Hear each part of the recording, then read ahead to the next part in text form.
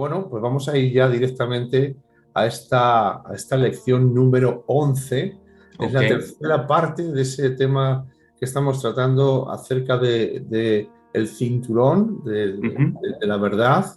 Y bueno, tras haber estudiado acerca de mantener una profesión firme de la verdad, aun a pesar de las circunstancias o los problemas, como ya hemos estudiado anteriormente, que consiste en mantenernos firmes y sin fluctuación en la profesión de nuestra esperanza, tal y como nos exhorta Pablo en Hechos 10:23, pues hoy vamos a adentrarnos sí. en otras dos facetas que, que debe contener ese cinturón de la verdad cuando nos lo ponemos, de las que estamos hablando, y nos referimos a dos facetas que son nada más y nada menos que la sinceridad y Ok. la integridad de corazón. Bien. Entonces, ¿qué tienen que ver, Fernando, estos dos asuntos con el cinturón de la verdad de la armadura de Dios de la que estamos hablando? Tú has dicho dos facetas y lo podríamos hacer la analogía como si la verdad fuera una moneda que tiene dos caras. Entonces, cuando tú tomas la moneda de la verdad, para que tenga valor, una de las caras tiene que ser la sinceridad, la honestidad. Vamos a desarrollar un poquito más lo que es ser honesto, ser sincero, pero para que también esa moneda de la verdad sea valiosa, no sea fake, no sea falsa, al darle la vuelta y al mirar la otra cara de la moneda, tiene que haber integridad. Así que ser íntegro, ser el mismo independientemente del contexto, del entorno en el que te encuentres. Así que la sinceridad, honestidad, por un lado, y la integridad, por otro lado, son aspectos muy necesarios para que podamos caminar en esa verdad de Dios. Ajá. Y todo esto viene, el domingo yo comentaba en la predicación que yo creo que nos encanta la Biblia y nos encanta también Pablo y cómo escribe Pablo. A ver, Mm. Pablo es judío y sabemos que en la cultura y en la mentalidad judía todo se expresaba todo mucho, era algo muy relacional, era algo muy de experiencias, de vivencias, de ilustrarlo, ¿no? Por eso el tema de las parábolas, del día a día, algo muy cotidiano. Entonces Pablo está enseñando algo tan sumamente importante como es la batalla del creyente y esta lucha espiritual, lo está ilustrando en base a la armadura de un soldado, de un centurión, de un soldado romano, Sí. y está ilustrando cada aspecto que nos debe fortalecer en Cristo Jesús con diferentes partes de esta armadura, ¿no? Y Mm. entre ellas encontramos el cinturón. Y fíjate, Manuel, si nos fijamos, a ver, yo no me voy a poner de pie, ¿vale? Pero el cinturón justamente está a la mitad, ¿no? Está en la cintura. Es En lo los que lomos que cubre, llamamos, claro, sí. es lo que cubren nuestros lomos, la parte de la cadera, de la espalda, de las lumbares, Sí. y está justamente a la mitad. Y era lo que unía y lo que protegía, porque arriba tendríamos la coraza, abajo ya tendríamos, digamos, los faldones, tendríamos otros aspectos de protección como el calzado, Mm. pero lo que unía la parte, digamos, superior e inferior de la armadura, lo que quedaba expuesto, lo que quedaba débil, lo que quedaba desprotegido, era justamente el cinturón. Así que vemos algo muy importante, la verdad de Dios, la sinceridad delante de Dios, la honestidad y caminar en integridad, nos va a cubrir nuestras debilidades, van a cubrir esas áreas que quedan expuestas, ¿de acuerdo? Mm. Que luego las detallaremos. Y por otro lado, el cinturón no solamente cubría áreas débiles, sino que las fortalecía. Qué bonito Ajá. es eso, ¿no? O sea, qué Ajá. bonito que Dios nos dé una armadura que no solamente cubre nuestras partes débiles, sino que encima las fortalece. Nos Y fortalece, sí. Ujú. claro, entonces un cinturón nos fortalece, no solamente cubre nuestras debilidades, incluso esas áreas vergonzosas, porque Mm. imagínate ponerte un pantalón que te quede ancho sin cinturón y que se te caiga eso, el pantalón que se te caiga a la altura de los tobillos y te quedes ahí en paños menores, lo vergonzoso que sería. Así que cubre esas áreas de debilidad que si no fuera así quedaríamos avergonzados, pero al mismo tiempo nos fortalece. Y no tenemos que ir solamente al ámbito militar.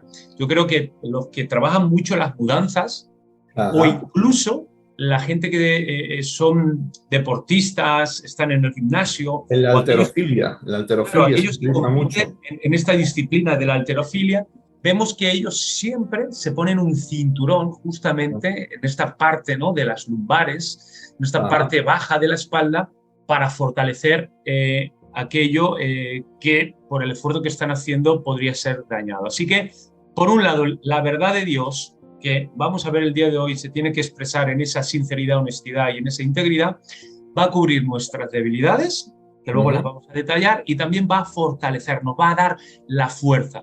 Fíjate, por mencionar algunos versículos, en Hebreos capítulo 10, versículo 22, nos dice la Biblia que nos acerquemos a Dios con un corazón sincero, honesto, transparente, no falso, no hipócrita. Luego también nos dice en Josué 24, 14, ahora pues temed al Señor y servidle con integridad y en verdad. Así que ya hemos visto las tres palabras que buscábamos. Hemos visto que nos acerquemos a Dios con un corazón honesto, sincero, no tramposo, engañoso, hipócrita. Y ya tenemos la primera. La segunda, que dice en Josué que nos acerquemos y que sirvamos y amemos al Señor con integridad, ¿vale? Y también que lo hagamos de una manera verdadera. Y luego, 1 Corintios capítulo 5, versículo 8 nos dice, Pablo, dice que nuestra vida sean como esos panes sin levadura, y veíamos que la levadura es el engaño, la mentira, la hipocresía, la falsedad, y esos panes sin levadura son vidas que caminan en esa sinceridad y que caminan en esa integridad. Así que, a modo de introducción, yo creo que nos sitúa muy bien el papel, ¿vale?, que queremos tocar o con el que queremos enfocar este cinturón en esta tercera clase, la lección 11 que estamos viendo. Muy bien, muy bien. O sea que entonces, tal y conforme nos estás explicando, podríamos decir entonces que, pregunto, podríamos decir que la sinceridad y la integridad cubren las deficiencias del creyente, y si es así, ¿en qué áreas están cubiertas esas deficiencias por parte de la sinceridad que nos estás hablando y de la integridad? Fíjate, Manuel, si la integridad, caminar con integridad significa ser el mismo, independientemente del entorno en el que te encuentres, la integridad tiene que ver mucho con el ser el mismo, no cambiar, con la sencillez y con no estar adulterado. Luego lo desarrollaremos un poquito más adelante, pero es necesario que lo dejemos aquí, porque la integridad tiene que ver con ser sencillo, ser el mismo y no estar adulterado. Adulterar sabemos que es añadir un elemento extraño a un producto que debería ser puro. Un aceite adulterado, un perfume adulterado, un alcohol adulterado. Se le han añadido aceites de baja calidad, otras sustancias a ese perfume, ese alcohol, que lo han adulterado. Por eso adulterar siempre es añadir con la finalidad de corromper algo. Por eso el adulterio en el ámbito matrimonial, pues ¿cuándo hay un adulterio? Pues cuando se añade un tercero, un tercero, es un hombre o una mujer, a algo que solamente era de dos, a una historia y a una relación que solamente era de dos, entre el hombre y la mujer, el esposo y esposa. Se adultera esa relación de Dios cuando se añade un tercero. Bueno, esto es importante que lo dejemos aquí.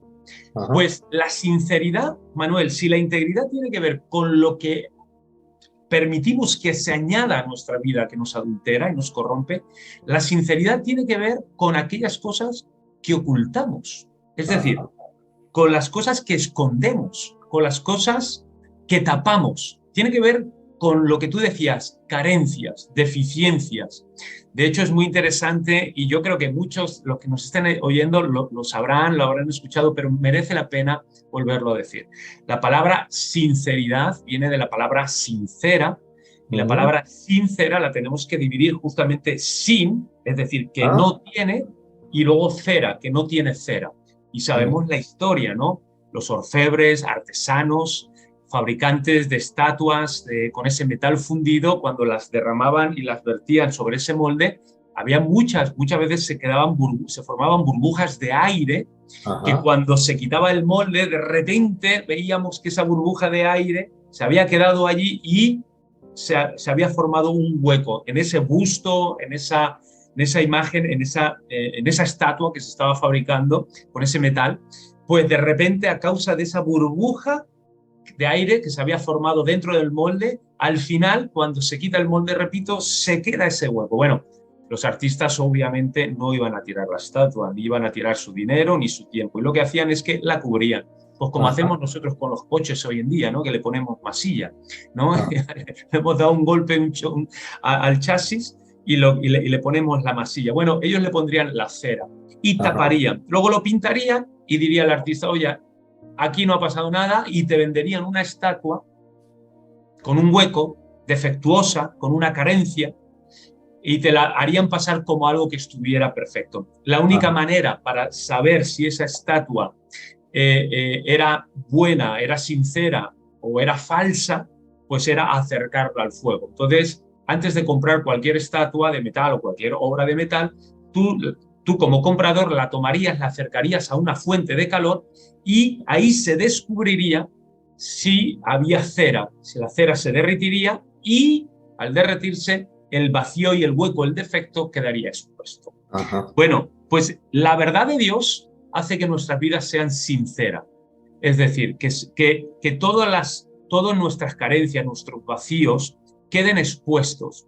Pero gracias a Dios lo vamos a ver que también el Señor los cubre. Pero lo primero que tenemos que ver, nos decías, expone y cubre también nuestras deficiencias. Y nos decías en qué áreas, te las digo rápidamente. ¿Sí? Número uno, a nivel general, esto tanto de hombre creyente como no creyente.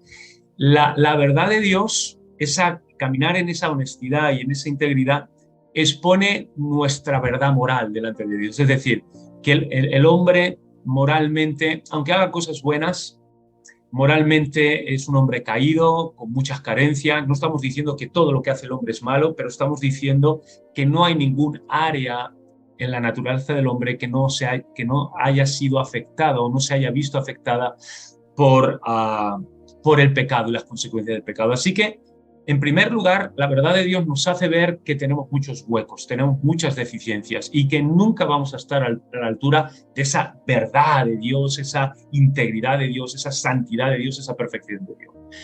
Número dos, esta verdad de Dios nos hace ver que la única verdad que nos puede cubrir, sanar, restaurar, es la verdad del Evangelio. Es decir, es la verdad que se encuentra en Cristo Jesús, ¿de acuerdo? Es la verdad que cuando dejamos de confiar en nuestra propia moralidad, que no es sincera, que está llena de huecos y de defectos, para confiar en la verdad de Cristo, en la vida de Cristo, en el Evangelio, en la obra de Cristo, entonces ahí es cuando decir, Señor, no puedo confiar ni en mi sinceridad porque pues, no me alcanza, ni tampoco en mi integridad porque es limitada y defectuosa. Confío en la sinceridad, honestidad, en la integridad y en la santidad perfecta de Cristo. Entonces ahí vemos que es en el jardín, ¿no?, de Cristo que la verdad de Dios nos puede cubrir y podemos ser justificados, santificados, aceptados delante de Dios, porque ya nos presentamos no con mi justicia, sino con la de Cristo, ¿no? Y vemos que esa justicia, pues, Dios, y al final también apunta, ¿no?, hacia Dios para darle la gloria. Y en tercer lugar, Manuel, vemos que esta verdad de Dios que nos cubre realmente nos... Voy a usar esta palabra, a ver si te gusta, nos hermosea. ¿No? Como las abuelas. ¿No? Es una palabra muy indicada para la acción que quieres explicarnos, efectivamente. Claro, como las abuelas le dicen a los niños, qué guapo, qué hermoso, ¿no? Es mi nieto o mi nieta. La verdad de Dios nos hermosea. Mi verdad me afea. O sea, mi verdad es muy fea. Mi propia verdad, sinceridad y integridad me afea. Pero la verdad que Dios me da y pone sobre mi vida me hermosea, porque es la verdad de Cristo, la sinceridad de Cristo, la integridad de Cristo. Entonces, la verdad de Dios nos hermosea, empieza a hermosear todas aquellas cosas que el diablo, el pecado, había torcido, había afeado, había corrompido, ¿no?, deformado, como he dicho. Pues la verdad de Dios las va poniendo en orden, ¿no?, las va poniendo en su lugar. Lo torcido lo va enderezando, aquello que como cuando se nos luxa, ¿no?, o disloca un brazo, una extremidad, pues, y el médico la tiene que colocar en su lugar, pues el Señor con su verdad pues lo va colocando en su lugar. Entonces la verdad de Dios nos hermosea. Yo creo que expone nuestra fealdad, pero también expone cómo el Señor nos puede embellecer y hermosear. ¿Vale, Manuel? Qué buena explicación. Y todo esto, podríamos concluirlo que todo esto es por la pura gracia de Dios Sí. en nuestras vidas. Es decir, todo esto es el resultado de esa gracia de Dios, ¿no? Claro, claro. Y hablando precisamente de la gracia, Fernando, esa gracia que cubre nuestro pecado y que nos hermosea, ¿es una licencia para poder pecar la gracia, esta gracia de Dios de la que estamos hablando? Claro, y esta pregunta, Manuel, no la hemos hecho nosotros, nos la han hecho o la hemos oído que la van haciendo. Ya incluso ocurría, ¿no? Pablo tiene que abordar varias veces todo este asunto, porque claro, si al final mi integridad no sirve, porque no es suficiente, mi sinceridad y mi honestidad tampoco es suficiente. La verdad es que esa es mi naturaleza. Pues, oye, ¿para qué voy a luchar con mi naturaleza? Vamos a darle rienda suelta, porque si aquí lo que realmente importa es la verdad de Dios, la integridad de Dios, la honestidad de Dios que pone sobre mi vida, ¿de acuerdo? Y ya Dios la ha puesto, y eso es lo que realmente importa, pues tampoco importará mucho si yo soy un sinvergüenza, peco más o menos. Sí que me puedo relajar y me puedo entregar a una vida, un estilo de vida libertina. Puedo tener un estilo de vida que corresponda como a un libertinaje, ¿no? Entonces, la gracia es un cheque en blanco, es una licencia, es un visto bueno para pecar, y la respuesta, como dice Pablo, es no, y es un no rotundo. Es decir, Pablo en Colosenses 3, en Efesios 5, en Romanos 8 y en tantas partes va a decir que nos revistamos del nuevo hombre, que muramos al viejo hombre, que dejemos las carnalidades, que dejemos los pecados, que nos santifiquemos. Y solamente esos son argumentos bíblicos, o sea, en la Biblia no se nos permite. Pero te voy a dar, aparte de un argumento bíblico, que ya lo tenemos ahí, voy a dar un argumento teológico, incluso lógico. Es decir, que es el siguiente. ¿Cómo va a ser posible, no sería lógicamente posible, que lo mismo que nos libera del pecado, que es la gracia de Dios, porque la gracia es un regalo, esa integridad, esa sinceridad y esa justicia, esa santidad es un regalo, ¿cómo va a ser posible que lo mismo que me libera del pecado sea aquello que me dé la licencia, o sea aquello que me entregue y me arroje y me lance al pecado después de ser cristiano? Es decir, si la gracia me libra del pecado para ser cristiano, ¿cómo ahora que soy cristiano me va a hacer volver o me va a arrojar al vómito, como dice Pedro, al vómito y a toda la suciedad y a toda la inmundicia de la que Dios me ha librado por gracia? Así que la misma gracia que nos libra del pecado es la misma gracia que nos preserva, ¿de acuerdo? Y que nos ayuda para vivir y mantener nuestras vidas en esa santidad y libres del pecado. Creo que este es un buen argumento, muy lógico y muy fácil de entender. Absolutamente, es totalmente lógico, es abrumadoramente lógico. No cabe otra objeción a pensar del modo que nos has expuesto, ¿no? Cómo aquello que me ha librado del pecado va a servir para que ahora yo viva en el pecado. Sería una contradicción de Dios, y Dios nunca se va a contradecir. Pues muy bien, Fernando, muy buena explicación. Ahora, otra pregunta que debemos hacernos obligatoriamente con respecto a la integridad santa y su acción en los creyentes sería: ¿cuál es la fuente de la integridad que cubre las deficiencias del cristiano? Y una subsecuente pregunta, que es: ¿cómo lo podemos obtener? Muy bien, en parte ya, Manuel, la hemos lanzado y ya la hemos medio contestado, ¿no?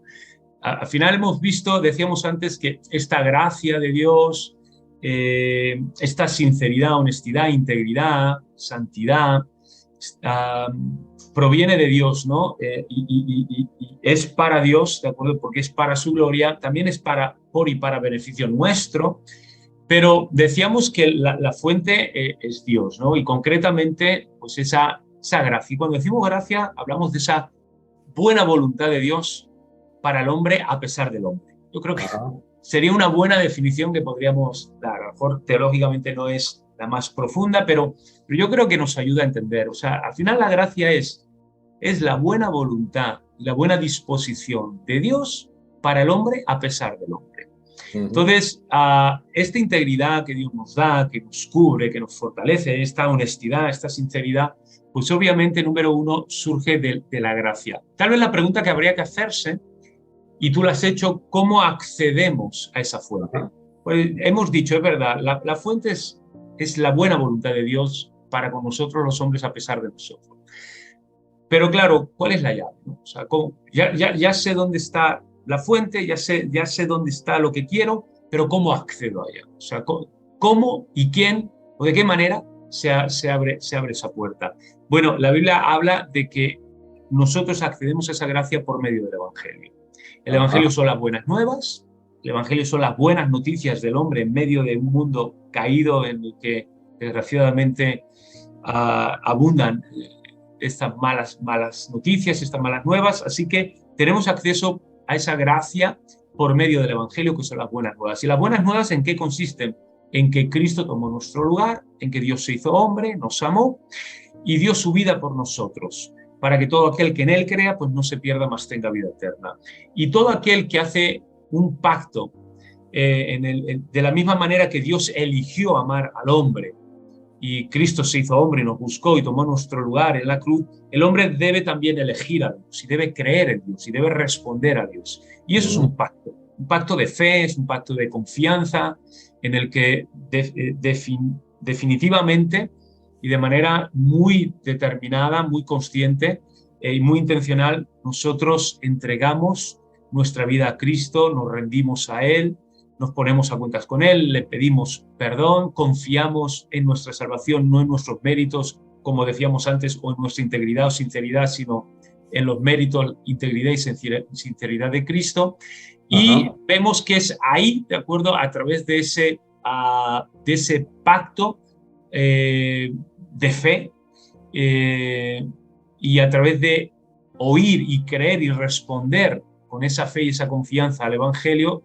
Y al final, Manuel, el Evangelio son buenas nuevas, pero el Evangelio, como muchas veces a lo largo de la historia, desde la Iglesia primitiva hasta reciente, los teólogos y los cristianos entendemos, el Evangelio al final son más que palabras, el Evangelio es la persona de Jesús. Es tener ese encuentro personal con Jesús en el que lo amas, le pides perdón, te rindes a Él y te entregas y lo confiesas como tu Señor y como tu Salvador, ¿de acuerdo? Entonces, eso sería cómo podríamos, ¿de acuerdo?, obtenerla, ¿no? Reconciliándonos con Dios, poniéndonos a cuentas con Él, aceptando el Evangelio y recibiendo a Cristo como nuestro Señor y Salvador, ¿no? En segundo, podríamos decir que al final también la integridad cubre nuestras deficiencias. Una vez que estamos en Cristo, digamos que Cristo perdona, o este pacto que Dios hace con nosotros, que es un pacto de reconciliación, de adopción y de perdón, perdona todos nuestros pecados pasados, pero claro, aquel que diga que como ahora yo ya soy cristiano, ya conozco a Cristo, ya no peco, es un mentiroso. La Biblia lo dice en Primera de Juan. Entonces, somos cristianos pero seguimos pecando. Y esa verdad nos sigue cubriendo, aun cuando hemos conocido a Cristo y hemos pecado, esa verdad de Dios nos sigue cubriendo, esa justicia de Dios nos sigue cubriendo. Y ahí es cuando nosotros tenemos que ser honestos. Tenemos que ser sinceros para decir, Señor, te conozco, te amo, me has salvado, mi nombre está escrito en el libro de la vida, pero he pecado. Y ahí es cuando tenemos que humillarnos. Primera de Juan, capítulo 1, versículo 8, 9. Si confesamos nuestros pecados, Dios es fiel y justo para perdonarnos y limpiarnos de toda maldad. Y vemos algo muy curioso, y quiero terminar con esta pregunta que me hacías, pero vemos en la Biblia que, Manuel, que Dios se complace mucho en aquellos que caminan con integridad, en aquellos que son honestos. No que son perfectos, no sé que son maravillosos, no, en aquellos que aunque tal vez son lo peor de lo peor, pero son capaces de admitirlo y son capaces de hacer las cosas y luego arrepentirse o hacer las cosas no con una conciencia. Y tenemos muchos ejemplos, ¿de acuerdo? Desde Abimelech, este rey de Egipto que se iba a acostar con la esposa de Abraham, que Sí. lo hizo no de manera consciente, porque Abraham le había mentido. Lo hizo engañado, efectivamente. Claro, lo hizo engañado porque Abraham le dijo que Sara no era su esposa, que era su pariente, era su hermana. Y Dios dice, mira, este hombre va a cometer un pecado, pero no está obrando de una manera con falta de integridad o con falta de honestidad. Entonces Dios se reveló a este hombre, a Abimelech, y ya le dio una revelación. Y entonces Abimelech dijo, oh, no lo sabía, y entonces no lo hace. Entonces le da la oportunidad. Cornelio es parecido, este hombre temeroso de Dios, temeroso del templo, que daba ahí sus ofrendas, y dice, mira, aquí hay un hombre íntegro, sincero, honesto, que de alguna manera me está buscando, y Dios mueve al apóstol Pedro para que vaya a Cesarea y le predique, ¿no? En la propia casa de Cornelio y todos los que estaban allí. Entonces, vemos muchos ejemplos. Proverbios 11:20 nos dice que los perfectos, que se traduce como íntegros de camino, a Dios les son agradables. Entonces, nosotros ahí como creyentes, Manuel, tenemos que seguir caminando en esa verdad, en esa sinceridad, en esa honestidad que Dios ha puesto sobre nuestras vidas, ¿de acuerdo? Y que tenemos que, ahora que somos cristianos, tenemos que seguir caminando en esa humildad, repito, honestidad e integridad, para que cuando hayamos pecado podamos venir al Señor, delante del Señor, confesarlo, que Él nos perdone y nos siga cambiando y transformando. Perfecto, muy bien, muy bien. Creo que además muy bien explicado, muy práctico, muy adaptable, ¿no? Claro. Para nosotros. Muy bien. Muy bien. Y bueno, pues estamos hablando de la integridad, estamos hablando de la sinceridad y en contraposición a la integridad y a la sinceridad nos encontramos con la hipocresía, ¿verdad? Claro. La hipocresía. ¿Qué podemos decir acerca de la hipocresía en contraposición con esa integridad y esa sinceridad que debe haber en el creyente? Sí, pues fíjate, sí, estaba leyendo un autor que decía esta semana, que decía que, que solemos amar aquello que se parece a nosotros, ¿no? Y que muchas veces el amor se basa en lo parecido. Y cómo Dios nos ama a nosotros porque nos parecemos a Él en el sentido de que hemos recibido su imagen y semejanza. Entonces, Dios ama la integridad porque Dios es un Dios íntegro. Claro. Dios ama la santidad porque Dios es un Dios santo. Dios ama la honestidad porque Dios es un Dios honesto. Ama esas cosas porque esas cosas se parecen a Dios. Son imagen de Dios, son un reflejo de Dios. Entonces, ¿por qué Dios detesta y aborrece tanto la hipocresía? Pues porque no se parece en nada a Dios, ¿de acuerdo? No lleva su imagen y no lleva su semejanza, ¿no? Entonces, la hipocresía son de estos pecados, ¿de acuerdo? Que que digamos que es la fuente o es la tapadera, ¿eh? Es la tapadera, yo creo que podríamos decir eso. Es la tapadera, el maquillaje que esconde muchos otros pecados, ¿eh? Entonces somos mentirosos, o somos envidiosos, o somos ladrones, pero la hipocresía lo tapa. Ponemos un maquillaje espiritual, evangélico, vamos a la iglesia, decimos todo está bien, no pasa nada. Entonces la hipocresía nos hace vivir en esa oscuridad, en ese engaño, en esa falsedad, y es la tapadera. Por eso es los hipócritas, ¿recuerdas, Manuel? Eran estos los actores de teatro clásico en esta época de la Grecia clásica. Los hipócritas eran esos actores de teatro que nunca daban la cara al público, jamás. El público nunca les veía la cara. La cara verdadera no. Siempre la cara verdadera de los actores estaba tapada por unas caretas, unas máscaras, que a veces ponían una sonrisita, a veces ponían como un lamento, pero no daban la cara. No daban la cara. Entonces, la hipocresía, al no permitirnos ser honestos, dar la cara, ser transparentes, ¿de acuerdo? Pues es algo que nos hace muchísimo daño. Nos dice la Biblia en Romanos 12 que nuestra fe y nuestro amor sea sin fingimiento. La palabra sin fingimiento es anupokritos, que sea sin esa hipocresía. Nos dice en primera de Timoteo, en el capítulo 4, que a causa de la hipocresía de muchos, terminan teniendo una conciencia cauterizada y terminan apostatando de la fe. se terminan apartando del Señor, y todo comienza porque le abren la puerta a la hipocresía. Fíjate, Y o sea que volviendo... podemos decir, Fernando, que la hipocresía puede conducir a la apostasía. Sí, sí, sí, sí. Es uno de los caminos, y además viene muy bien explicado y tipificado en Primera de Timoteo 4. La hipocresía primeramente produce una conciencia cauterizada. Cuando decimos cauterizada, insensible, muerta, pues como cuando cauterizas una herida a la piel, Ajá. que matas todas las terminaciones nerviosas de esa zona. Entonces, una conciencia cauterizada es una conciencia dura, fría, insensible, y el siguiente, y eso se logra por la hipocresía. Al final matamos a nuestra conciencia. Y luego una conciencia insensible termina apartándonos de Dios y termina en la apostasía. Apostatar significa apartarse de Tratarse de la Dios. fe que una vez se sostuvo, se mantuvo, ¿no? O se profesó. Entonces, y por poner otro ejemplo, podríamos rescatar el ejemplo de David, ¿no? Dejó de caminar el rey David, ¿no? Cuando decide tomar a Betsabé, la esposa de este Urías eteo. Él dejó de caminar en la integridad y en la verdad de un rey. Cuando el rey debería haber salido a pelear, él ya dejó de hacerlo.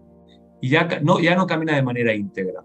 Sus generales peleando, los reyes de los ejércitos contrarios peleando, pero él en palacio.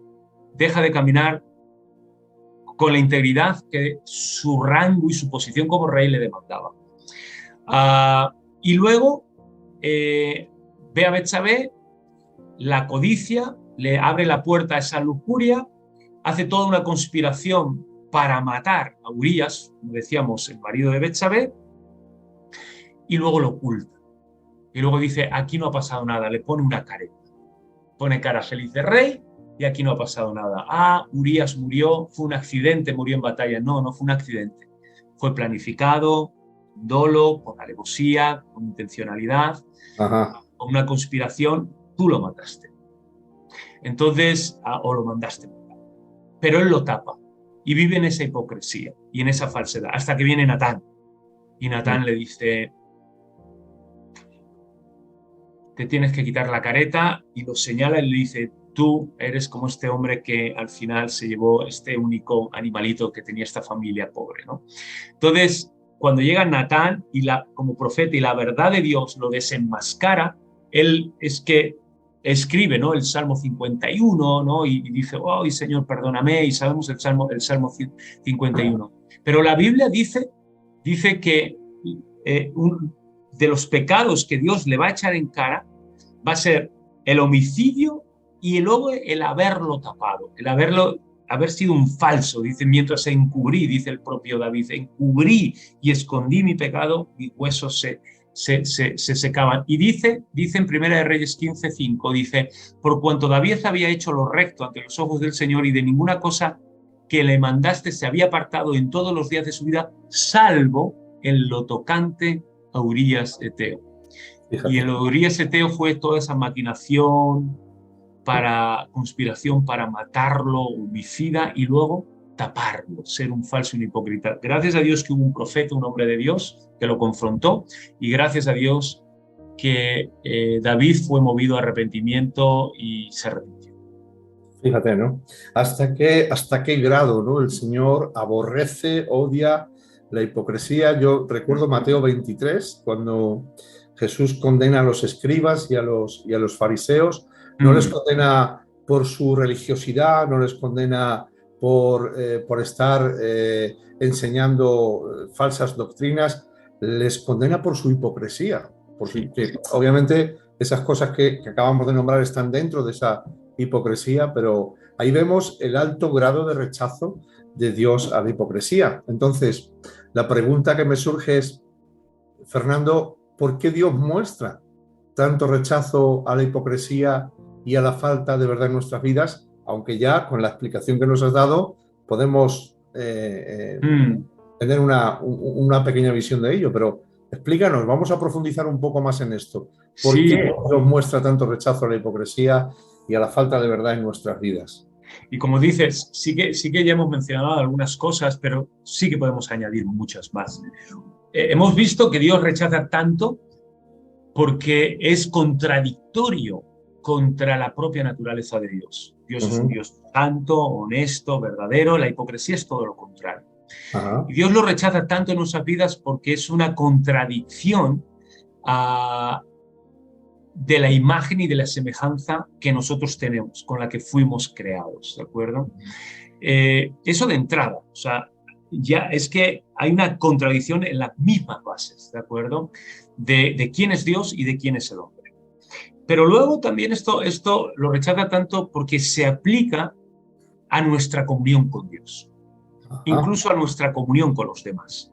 Entonces, es decir, lo hemos visto antes que es muy malo porque se relaciona de manera contradictoria con lo que nosotros somos y con lo que Dios es, pero ahora vamos a ver que es muy malo y es muy contradictorio porque se contrapone o va en contra o obstaculiza, sería mejor la palabra, nuestra relación que debemos tener con Dios y la relación que debemos tener con nosotros. Entonces, en la relación que tenemos con Dios, ¿por qué es malo? Pues porque hace que nuestra adoración sea falsa, que nuestra adoración sea una mentira, que sea de postureo, ahora que se lleva tanto, ¿no?, en este mundo tan virtual de las redes sociales, ¿no?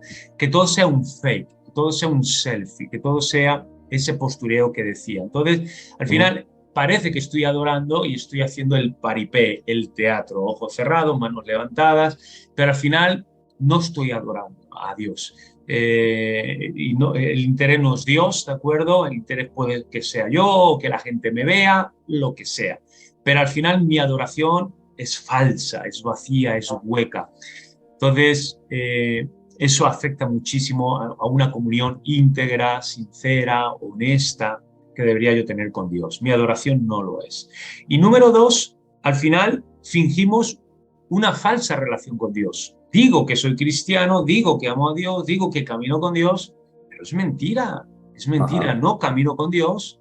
Lo veíamos en esta serie del discipulado los domingos, ¿no? Había mucha gente con Jesús, pero no todos caminaban con Jesús. Había mucha gente alrededor de Jesús, pero no todos seguían a Jesús, ¿no? Como discípulos. Y en nuestra relación con Dios es lo mismo. Entonces, al final no estoy por Jesús por seguirle a Él, sino más bien estoy por Jesús para ver qué saco de él, como he dicho, para ver qué saco de él, para ver qué saco de él, qué beneficios puedo sacar, ¿no? A ver si me sana, a ver si me provee a mí. Entonces, mi relación con Dios no es honesta, es interesada, no es íntegra, ¿de acuerdo? Es muy egoísta. Entonces, por esas dos razones de la adoración y mi comunión, la hipocresía en cuanto a la relación que tengo con Dios es malísima.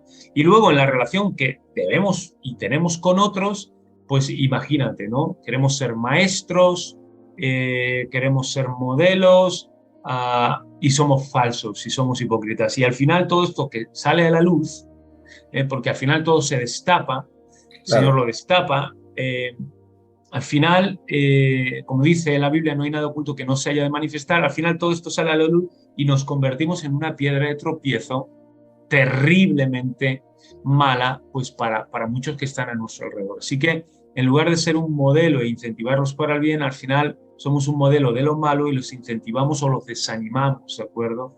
Para seguir a Cristo, y venimos a ser como Jesús dijo, ¿no? En Mateo, hay de los que sean, ¿no?, una piedra de tropiezo para estos de mis pequeñitos, que mejor fuera que se ate una piedra de molino al cuello y se arroje al mar, ¿no?, o al fondo del río.